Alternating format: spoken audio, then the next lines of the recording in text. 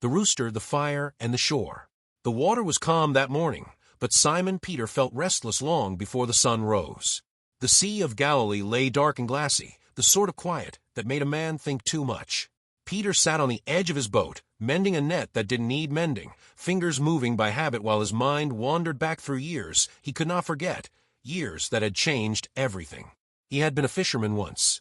Not a scholar, not a priest, just a man who smelled of salt and sweat, whose hands were rough from rope and oar.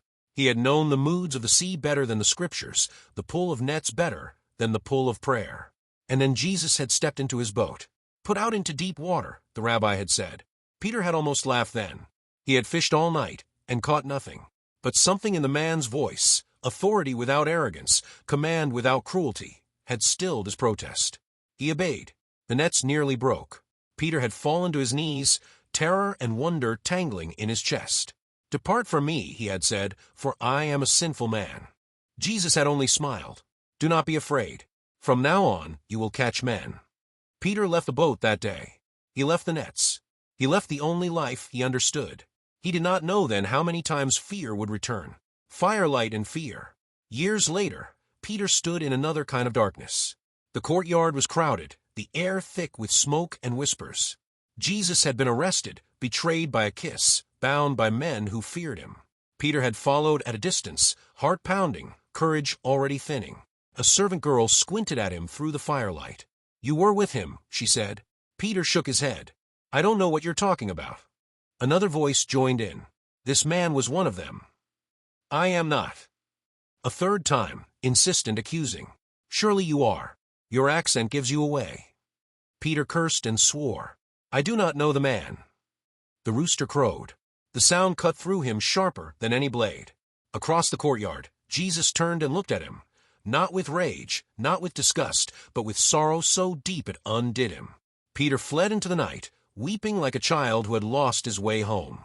He had sworn he would die for Jesus. Instead, he had denied him to save himself. The tomb and the silence. When word came that Jesus was dead, Peter felt as though the world itself had ended. The cross had stood stark against the sky, an instrument of Rome's cruelty. Peter had not been there when Jesus breathed his last. He had been hiding, safe, ashamed, alive. The Sabbath passed in unbearable stillness. On the third day, women came running with impossible news. The tomb was empty. Angels had spoken. Jesus was alive. Peter ran. He reached the tomb and bent low, staring at folded grave clothes where death should have been. His heart raced with hope and dread. If Jesus lived, what would he say to a man who had failed him so completely? Jesus appeared to many that day. He spoke peace. He showed his wounds.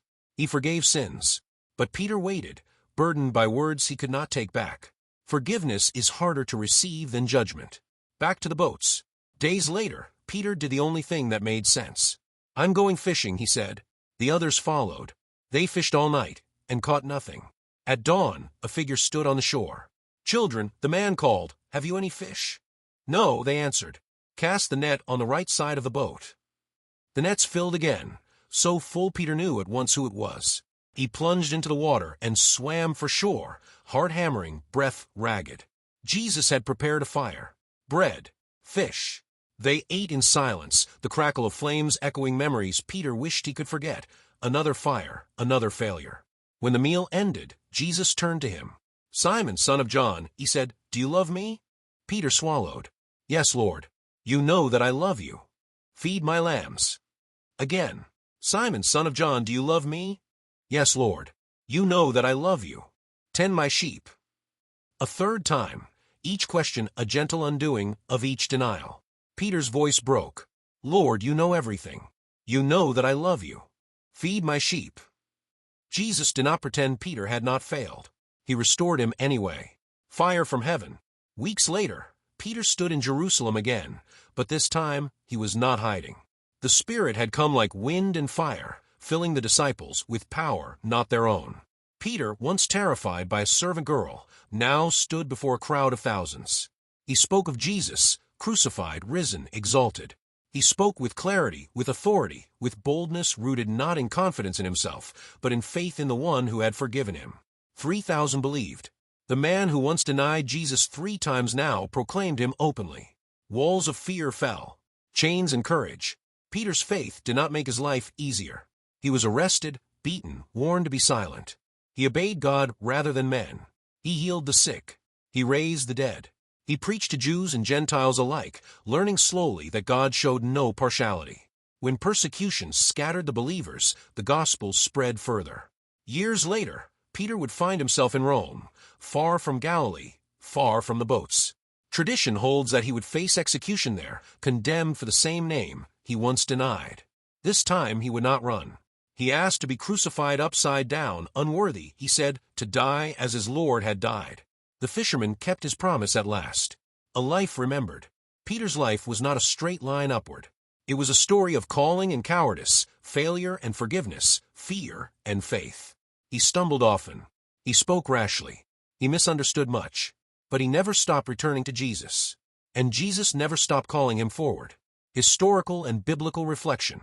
This story draws from the New Testament accounts found primarily in Matthew 4:14, 26-28, Mark 1:14-16, Luke 5:22-24, John 1:18-21, and Acts 1-12, along with early Christian tradition regarding Peter's later life and death in Rome.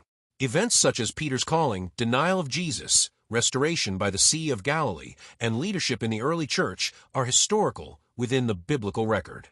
Dialogue, pacing, and internal reflections are dramatized for narrative clarity, but do not alter the scriptural testimony.